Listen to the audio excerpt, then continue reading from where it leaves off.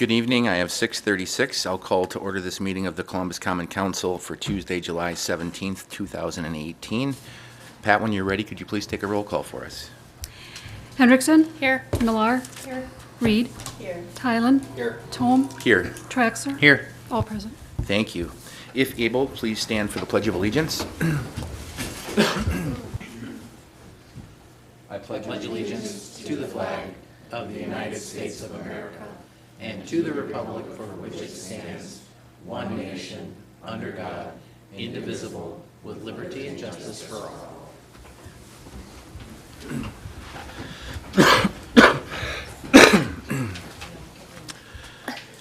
This meeting has been noticed in accordance with state statutes and local ordinances. Next item is to approve the agenda. Unless there's any changes or deletions, I'll take a motion to approve the agenda as presented. So moved. I'll second. Motion and a second to approve the agenda. Any discussion on that? If none, all those in favor, please say aye.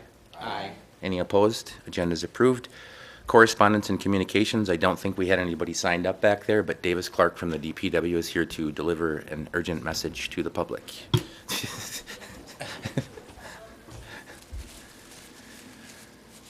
The talk. There you go.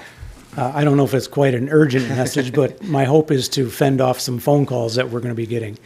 The east-facing face of the clock is not working properly. There's a gear that's stripped that, so right now I have it set for 12 o'clock.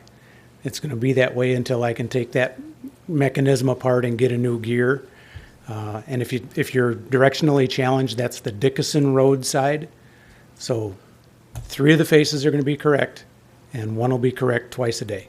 That's all. Thank you, Davis. Was there anyone else present that didn't have a chance to sign up for citizen comment this evening?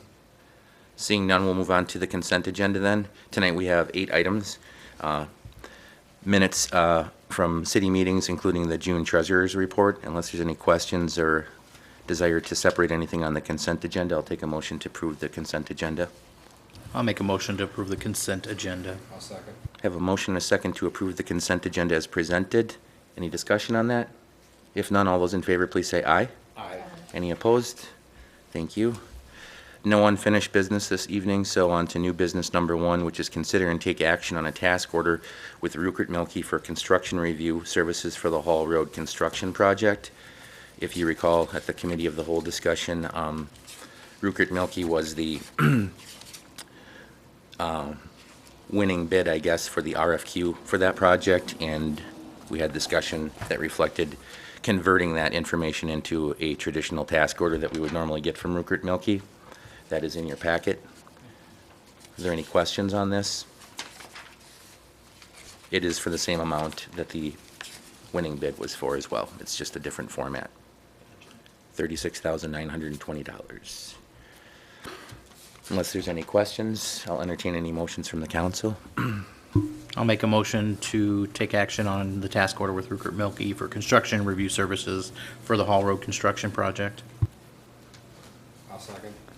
We have a motion and a second to approve the task order 2018-07 with Rupert Milkie for the Hall Road construction project. Any discussion on that motion?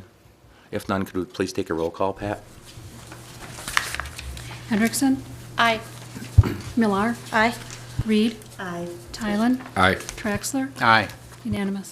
Thank you. Number 2 then is consider and take action on Resolution 12-18, a resolution awarding the sale of approximately $1.665 million in general obligation corporate purpose bonds, Series 2018A. We have Greg Johnson here from Ellers with the updated information for that resolution. Hi, Greg. Good evening, Mayor. Good evening, members of the council. I passed out a copy of our sale report, which I'll summarize briefly for the bond sale that was conducted today. Just as a quick recap, the bond issue was authorized by the council last month. The purpose of this bond issue is to finance some parking lot improvements, acquisition of some equipment for the fire department, and then your 2018 street improvement projects, and then the Hall Road improvements, which are located within Tax Incremental Finance District number 4. The Sale was conducted this morning. We conducted a competitive sale as we've done for the city in the past. A total of 5 bids were received on the bonds. The winning bid was submitted by D.A. Davidson out of Denver, Colorado, with a true interest cost percentage, which is noted kind of here in the summary, that came in at 3.2969%, or 3.2942%. The total debt service costs over the life of the bonds came in $63,273 less than what we'd estimated last month. Attached to the executive summary is the bid tabulation, which includes the bids that were submitted by all of the underwriters, all 5 underwriters on the bonds. I'll just walk through the details of the financing plan briefly. On page 4 of the sale report, there's page numbers in the lower right-hand corner. It shows the pre-sale estimate for the bonds and then the final amount that's based on the award before you this evening. The amount that you authorized last month was $1,665,000. Due to the issuance expenses coming in less than estimated, the final amount of the bond issue is $1,640,000. So you have the same amount for projects, just having to issue less bonds to help pay for them. In terms of the overall tax impact of the bonds, that is summarized on page 6. This is just a replication of the analysis that was presented to you last month, including the sale results for today. You'll see again, kind of down in the bottom in the center, it notes that the total principal and interest over the life of the bonds came in again $63,273 less than what was estimated. You are seeing a projected increase to your debt service levy in 2019. That's largely attributable to just your existing debt structure, because you only have some interest-only payments due on these new bonds next year. Then you'll see the projected levy going forward in the total net debt service levy column. 4 over from the far right-hand side. That includes all of your existing debt and these proposed bonds. So it shows your projected levy going forward and your projected tax rate per thousand. The Hall Road improvement projects that are part of this bond issue are eligible to be paid for Tax Incremental District Number 4 revenues. So a cash flow projection for TID 4 can be found on page 7. This includes the bond sale results from today and encompasses all projected activity within your TIF district. There's a lot of activity going on within TID 4, which is a good thing. That means you've had a lot of development. So we projected the revenue from the known developments within TID 4, the Ottery, Duffy, Fromm, and Drexel developments specifically. There's some existing debt service that's being paid by this TIF district for some debt issued in 2017, last year. Then we show the debt service for the bonds that are before you this evening. And then there's various development incentives that have been offered through development agreements. To several of those developments I mentioned, those are all projected as future expenses as well. So taking all this activity holistically into account, the TIF district is still projected to maintain a positive balance. We work with staff to evaluate the performance of the TIF district regularly throughout the year as new information becomes available. So as a lot of your existing developments that have already been approved within that TIF district, as those get built out and get valued, this information will be updated and those projections reevaluated as those developments stabilize and the values come onto the tax roll. So still a lot happening, but it's generally positive news within your TID number 4. It's generating a healthy amount of increment. The final document that's attached to the sale report is the rating report from Moody's Investor Services, as the city has done in the past. Rating was obtained from Moody's. The city's current rating of A1 was affirmed, which is good news. I encourage you at your leisure to kind of read through the report. It kind of includes a nice summary of the city's overall financial condition, your economic and tax base initiatives, and just kind of a nice independent review of your overall financial and economic performance within the city. So the action that's before you this evening is a resolution. I passed out a final copy of the resolution along with the sale report. The only change to that document is that it incorporates the sale results from today. Again, just note that if you're so inclined to make a motion to award and pass the resolution. Note again that the dollar amount was reduced to $1,640,000.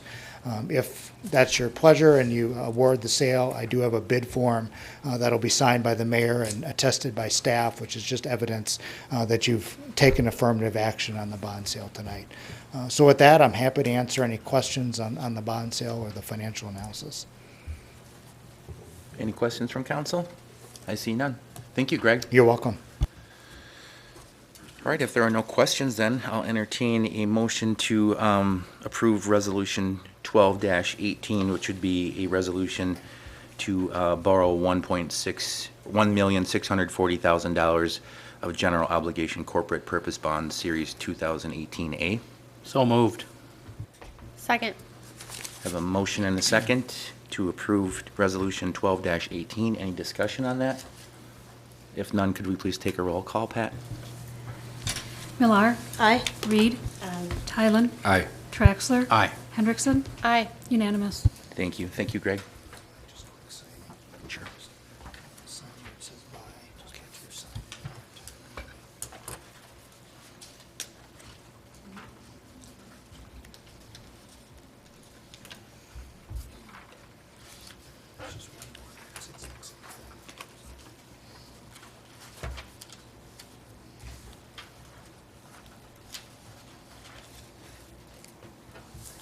Thank you, Greg. All right, on to number 3 then.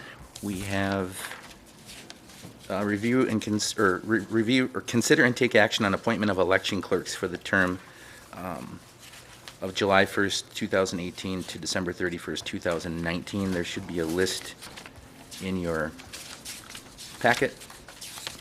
I'm just trying to get caught up there. Okay. These are additional election workers or inspectors that have already participated in elections, Pat, from my understanding. So that just need to be added to the list or be appointed. So any questions on that? If none, I'll entertain a motion from the council to approve those names. Make a motion to approve the appointment of the individuals listed in the packet as election clerks. I'll second. We have a motion and a second to appoint Mary Grossman, Judith Lewis, Pete Kaland, and Elizabeth Davis as new election clerks for the city of Columbus. Any discussion on that? If none, can we do a voice vote on that? You can. All right. All those in favor, please say aye. Aye. Any opposed? Motion passes. Thank you and congratulations. Thank you for new election clerks. Number 4, consider or review and consider job description for the next chief of police for the city of Columbus. There is some updated information that was left at your desks. This was reviewed by the Police and Fire Commission last night, and there was one change that was added to the job description that was submitted by the Reisling Group. Is there any discussion on this? Tim Hoffman is here from the Police and Fire Commission in case there's any questions for them. I believe the one addition on the new updated one was number 15 on the list under duties and responsibilities. For some reason, I'm only finding the old one and not the new one now. It's the addition of the police chief would assist the city administrator and the city's representative or representatives with labor negotiations with the police union. That was the only addition. Trina, did you have a question or comment? Oh, just a quick question under the qualifications desired. Number 4 is bachelor's degree. Just wondering if it should be more specific for bachelor's degree in criminal justice or law enforcement or related field. Something along that to add to the language. Tim, was that discussed at all? Yes. Would you mind? Yeah, please. Yeah, thank you.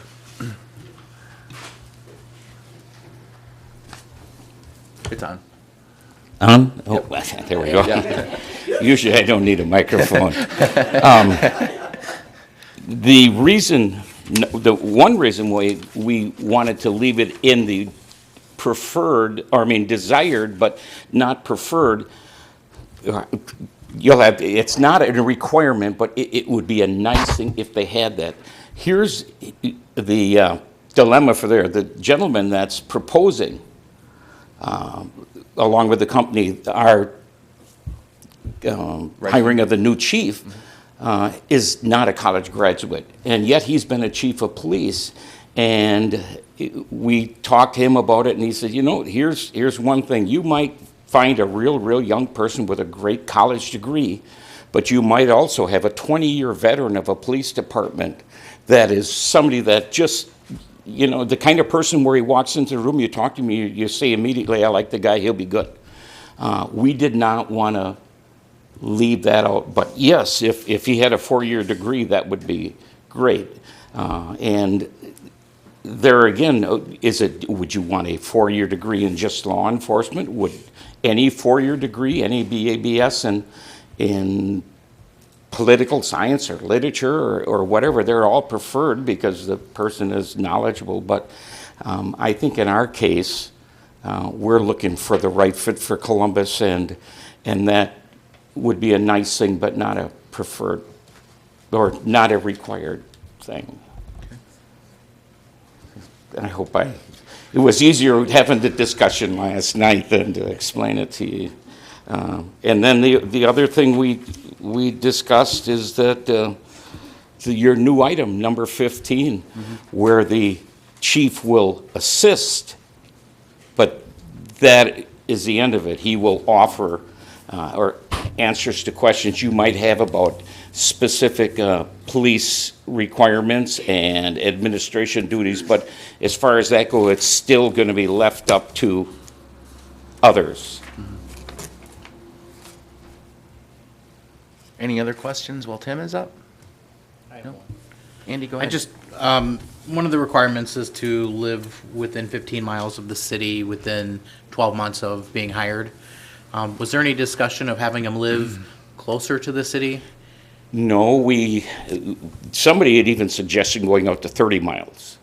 And for all of you that were here the night when we all met with the company, one of the things that we wanted to make sure is that we had a happy department and whatever, and we want the citizen to see our officers in duty. And if we have a chief that lives way out of the area, it doesn't bode well for us as a PFC or you as the Common Council letting somebody live that far away. We want somebody close. Now, 15 miles puts a person in Beaver Dam, Sun Prairie,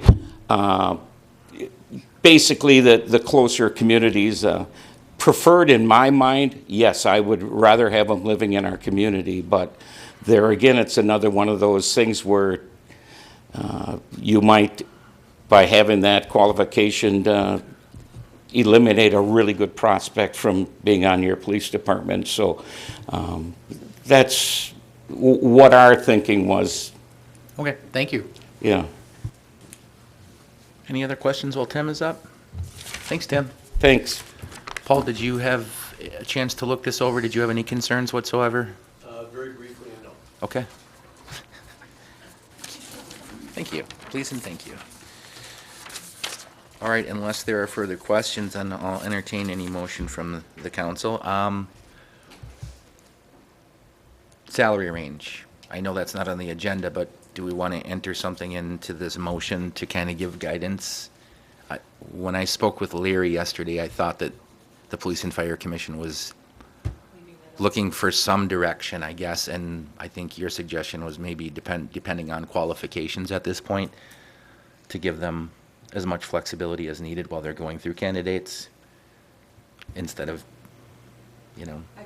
I think my idea was if they wanted to get an ad out, you know, in a very short order, putting depending on qualifications would give the council at least a couple of weeks to perhaps, I don't know if you'll be discussing it during the closed session later tonight, but it would at least give you the opportunity to get the ad out there and get the process, or keep the process moving, but then determine what that range of qualification, you know, what the range would be depending on their qualifications.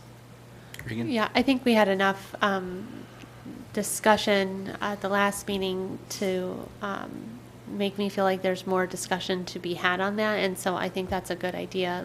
Let them get it out there, and we can readdress if we need to, when we get that information back. Okay. So do we need to formalize that at all, or is that just going to be something we're going to leave up to the police and fire? It's not part of the agenda item. Right. It's, I think they want to proceed, and maybe they're not getting that range yet, but they can still go ahead with this job description. Right, they can put that out for sure. Okay, all right. Sorry about that. Okay, So do we need a motion to approve the job description, though? yes. Okay, so I'll make that motion to approve the job description as presented with the addition of number 15.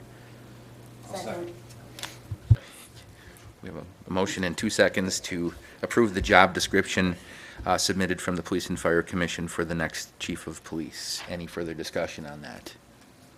If none, could we please take a roll call, Pat? Reed. Tylen. Traxler. Aye. Hendrickson. Aye. Millar. Aye. Unanimous. Thank you.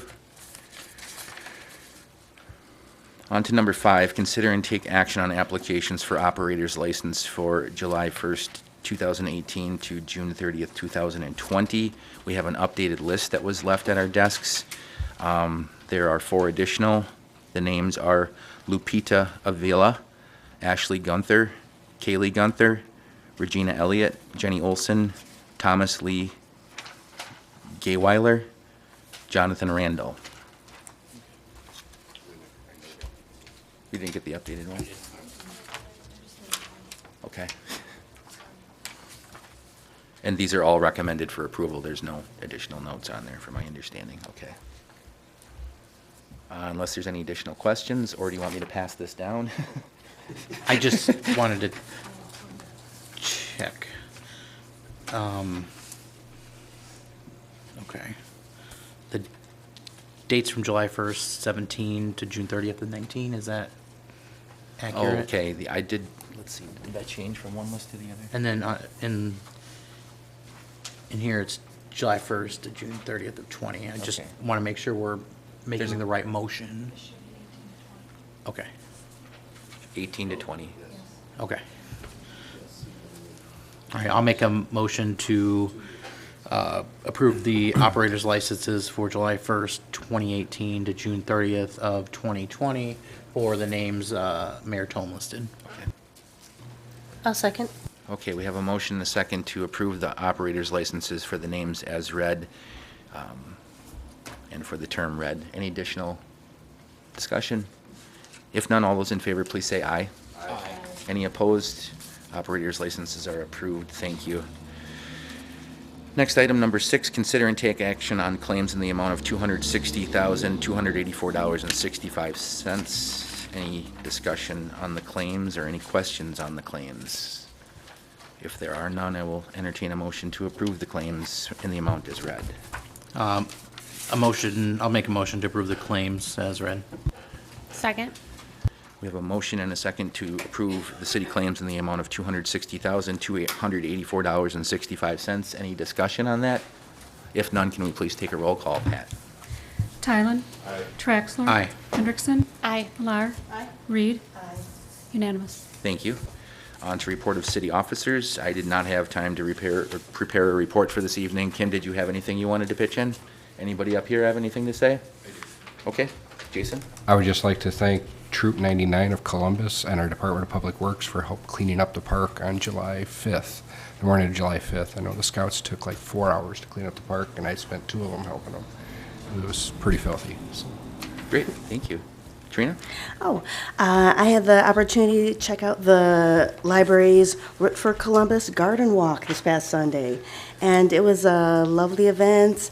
Weather was a little hot, but it was a great way to get to know your neighbors and see the hard, beautiful work that people in town have been doing. So recommend it for folks for next year. Great, thank you. Anybody else have anything? Okay. If not, I'll take a motion to adjourn. Oh, motion to adjourn. Second. We have a motion and a second to adjourn. All those in favor, please say aye. Aye. Any opposed? We stand adjourned for a few minutes, and we'll return with the committee of the whole meeting. Thank you.